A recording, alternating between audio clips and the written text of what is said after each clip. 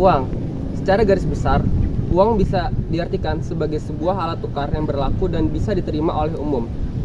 Uang atau alat tukar ini sendiri bisa berbentuk benda atau yang lain dengan syarat diterima oleh masyarakat dalam satu wilayah tertentu untuk memproses pertukaran baik barang maupun jasa.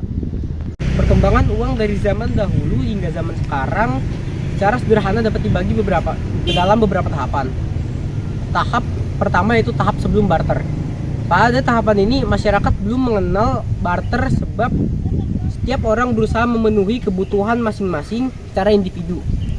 Apa yang diperoleh maka itulah yang digunakan untuk mencukupi kebutuhan harian mereka. Yang kedua, ada tahap barter. Pada tahapan ini manusia telah disadarkan bahwa apa yang mereka produksi tidaklah cukup untuk memenuhi kebutuhan sehari-hari. Maka dari itu mereka mencari orang yang mau menukarkan barang yang mereka miliki dengan barang yang dia butuhkan. Yang ketiga, tahap uang barang. Benda-benda yang ditetapkan sebagai alat tukar adalah benda yang diterima oleh umum, yaitu benda-benda yang dipilih dengan nilai tinggi atau sukar diperoleh atau dianggap mempunyai kekuatan gaib, atau benda-benda yang merupakan kebutuhan primer sehari-hari. Keempat, adalah tahapan uang logam. Perkembangan selanjutnya manusia mulai menggunakan logam. Logam dipilih sebagai bahan uang sebab digemari oleh umum, tahan lama, dan mempunyai nilai yang tinggi. Selain itu, logam mudah dipindahkan dan mudah dipecah-pecah tanpa mengurangi nilai dari logam tersebut, nilai dari kadar-kadar yang dimiliki oleh logam tersebut. Kelima, tahap uang kertas. Awalnya uang kertas yang beredar adalah bukti atas kepemilikan emas dan perak. Dengan kata lain, kertas yang beredar pada saat itu dijamin merupakan uang yang 100% bernilai dan 100% yang dijamin dengan emas atau perak yang disimpan, di mana sewaktu-waktu dapat ditukarkan penuh dengan jaminan. Fungsi uang. Fungsi uang dibagi menjadi dua.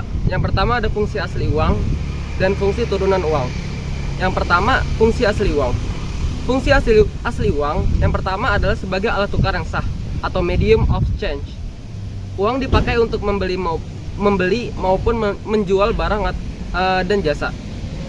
Yang kedua, sebagai alat satuan hitung atau unit of account. Uang sebagai satuan hitung berfungsi untuk menunjukkan besarnya nilai suatu barang atau jasa yang dijual atau dibeli. Yang kedua, fungsi turunan uang. Yang pertama, alat pembayaran.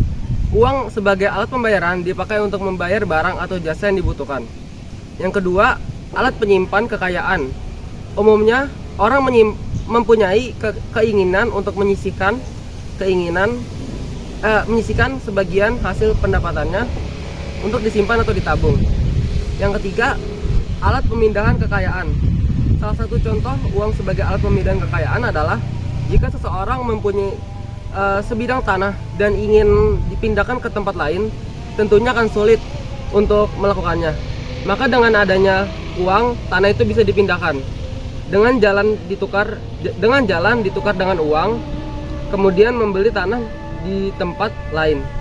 Yang keempat, alat pendorong ekonomi. Pada konteks pendorong ekonomi, uang bisa diinvestasikan dengan cara mendirikan pabrik. Yang keempat, alat pendorong ekonomi. Pada konteks pendorong ekonomi, uang bisa diinvestasikan dengan cara mendirikan pabrik atau badan usaha lainnya supaya memperoleh laba maupun penghasilan. Yang kelima, alat pengukuran harga barang. Harga suatu barang biasanya dinyatakan dengan uang, sehingga uang berfungsi sebagai petunjuk harga. Jenis uang. Yang pertama, berdasarkan pihak yang mengeluarkan. Uang dibedakan menjadi uang kartal dan uang giral. Uang kartal yaitu uang kertas atau logam yang beredar di masyarakat. Sedangkan uang giral adalah alat pembayaran berupa cek, diet, giro, dan sebagainya. Kedua, berdasarkan bahan. Uang dibedakan menjadi dua jenis, yaitu logam dan kertas. Uang logam adalah uang yang bahannya terbuat dari logam berupa emas, perak, ataupun perunggu. Sedangkan uang kertas yaitu uang yang dibuat dengan bahan-bahan kertas. Yang ketiga, berdasarkan negara yang mengeluarkan. Berdasarkan negara yang mengeluarkan, dibedakan atas uang dalam negara. Contohnya itu domestik dan nasional, dan uang luar negeri. Dalam hal ini, uang dalam negeri yaitu yang ada di negeri kita yaitu adalah rupiah, dan uang luar negeri yang sering dipakai secara internasional adalah dolar, peso, dan lain sebagainya. Yang keempat, ada uang berdasarkan nilai uang. Uang nilai penuh dan uang nilai tidak bernilai penuh. Bedanya, uang nilai penuh adalah uang yang dinilai bahannya sama dengan nilai nominal ataupun nilai penuh yang terdapat pada standar emas. Sedangkan uang tidak bernilai penuh adalah bahan-bahan nilai yang lebih kecil daripada nilai nominalnya. Syarat-syarat uang. Syarat-syarat uang antara lain yang pertama, diterima secara umum atau acceptability. Acceptability artinya dapat diterima secara umum di masyarakat. Yang kedua, memiliki nilai yang cenderung stabil atau stability of value. Stability of value artinya memiliki nilai yang stabil dalam waktu yang lama. Yang ketiga, ringan dan mudah dibawa atau portability, yaitu mudah untuk disimpan dan dibawa kemana saja. Yang keempat, tahan lama atau durability. Durability yaitu memiliki ketahanan dan tidak mudah rusak dan robek. Yang kelima, kualitasnya cenderung sama atau uniformity. Uniformity artinya hanya terdapat satu kualitas saja. Yang terakhir, jumlahnya terbatas dan tidak mudah dipalsukan atau scarcity. Scarcity yakni memiliki jumlah relatif terbatas dan tidak mudah dipalsukan. Alat pembayaran non tunai.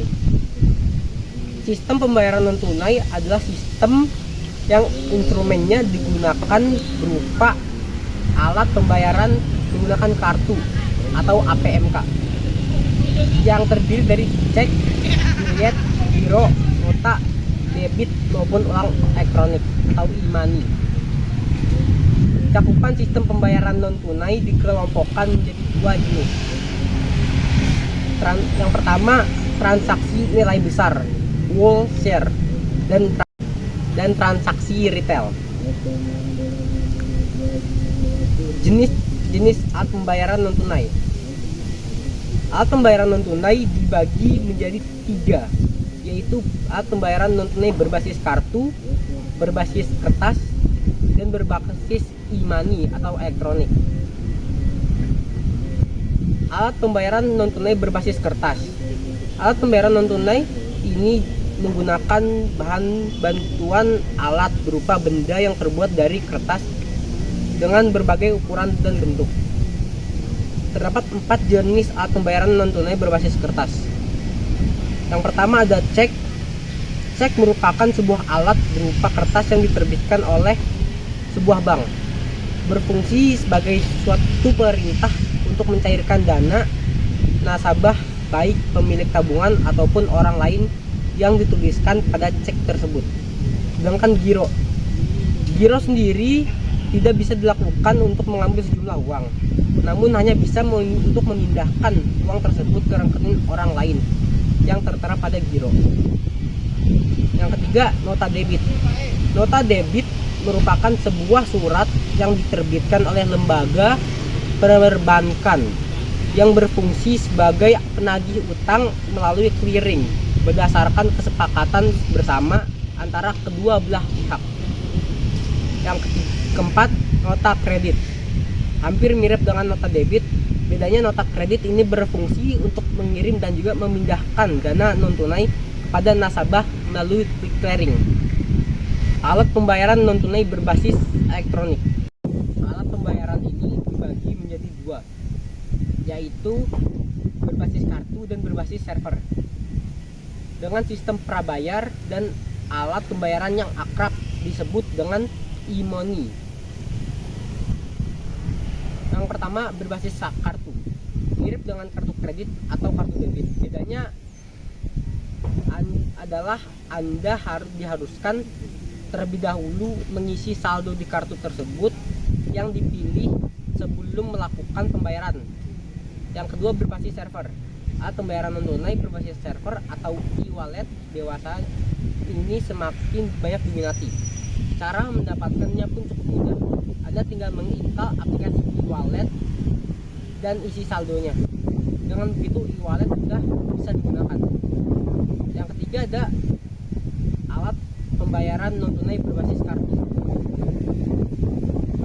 Alat pembayaran non tunai berbasis kartu adalah alat yang menggunakan kartu yang sudah ditanamkan chip yang berisi data dari pemegang kartu tersebut. Terdapat jenis terdapat dua jenis, yaitu kartu debit dan kartu kredit. Kartu kredit merupakan alat pembayaran dengan cara berutang pada pihak penerbit kartu. Kartu kredit biasanya memiliki batasan nominal yang bisa Anda gunakan. Yang kedua kartu debit. Kebalikan dari kartu kredit merupakan alat pembayaran dengan cara pihak penerbit kartu akan langsung memotong saldo dari tabungan saat Anda melakukan transaksi. Yang terakhir, ada jenis media pembayaran non tunai. Yang pertama, media pembayaran berbasis kertas atau paper based payment. Misalnya cek perintah pembayaran dengan tangan atau mesin. Yang kedua, media pembayaran elektronik, yaitu antar bank tanpa ketergantungan pengolahan atau pengiriman kertas. SMS, banking, transfer kredit real time, gross settlement system, dan server based e-money. Yang ketiga, media pembayaran berbasis kartu atau card based payment. Digunakan pembayaran konsumen titik, misalnya kartu kredit, kartu debit, dan kartu e-money.